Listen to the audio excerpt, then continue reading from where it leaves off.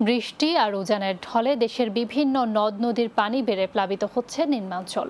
কুড়িগ্রামের ধরলা, তিস্তা, ব্রহ্মপুত্র, দুধকুমার সহ সবগুলো নদ নদীর পানি বৃদ্ধি অব্যাহত রয়েছে। তবে এখনও বিপদসীমার নিচে থাকলেও নদী অববাহিকা, চর ও নিচু এলাকাগুলোতে পানি ঢুকে পড়েছে।